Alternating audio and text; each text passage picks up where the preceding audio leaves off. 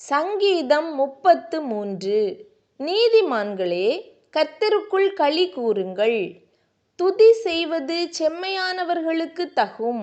சுரமண்டலத்தினால் கர்த்தரை துதித்து 10 நரம்பு வீணையினாலும் அவரை கீர்த்தனம் பண்ணுங்கள். அவருக்கு புதுப்பாட்டை பாடுங்கள்.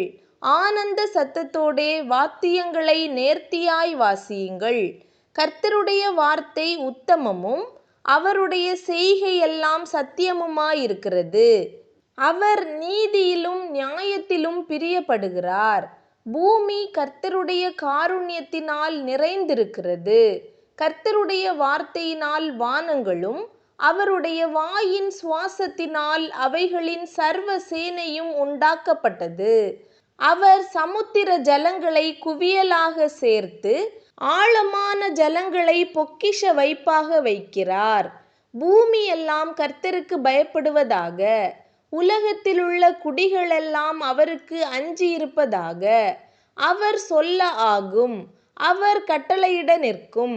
கர்த்தர் ஜாதிகளின் ஆலோசனையை விருதாவாக்கி ஜனங்களுடைய நினைவுகளை அவமாக்குகிறார். கர்த்தருடைய ஆலோசனை நித்திய காலமாகவும் அவருடைய இருதயத்தின் நினைவுகள் தலைமுறை தலைமுறையாகவும் நிற்கும்.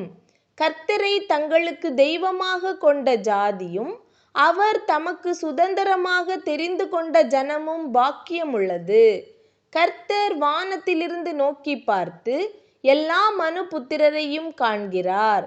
தாம் வாசமாயிருக்கிற ஸ்தானத்திலிருந்து பூமியின் குடிகள் எல்லார் மேலும் கண்ணோக்கமாயிருக்கிறார். அவர்களுடைய இருதயங்களையெல்லாம் அவர் உருவாக்கி அவர்கள் செய்கைகளையெல்லாம் கவனித்திருக்கிறார். எந்த ராஜாவும் தன் சேனையின் மிகுதியால் இரட்சிக்கப்படான். சௌரியவானும் தன் பலத்தின் மிகுதியால் தப்பான். இரட்சிக்கிறதற்கு குதிரை விருதா, அது தன் மிகுந்த வீரியத்தால் தப்புவியாது. தமக்கு பயந்து தமது கிருபைக்கு காத்திருக்கிறவர்களின் ஆத்துமாக்களை மரணத்திற்கு விலக்கி விடுவிக்கவும் பஞ்சத்தில் அவர்களை உயிரோடே காக்கவும் கர்த்தருடைய கண் அவர்கள் மேல் நோக்கமாயிருக்கிறது. நம்முடைய ஆத்துமா கர்த்தருக்கு காத்திருக்கிறது. அவரே நமக்கு துணையும் நமக்கு கேடகமுமானவர். அவருடைய பரிசுத்த நாமத்தை நாம் நம்பியிருக்கிறபடியால் நம்முடைய இருதயம் அவருக்குள் களி கூரும். கர்த்தாவே, நாங்கள் உம்மை நம்பியிருக்கிறபடியே உமது கிருபை எங்கள் மேல் இருப்பதாக.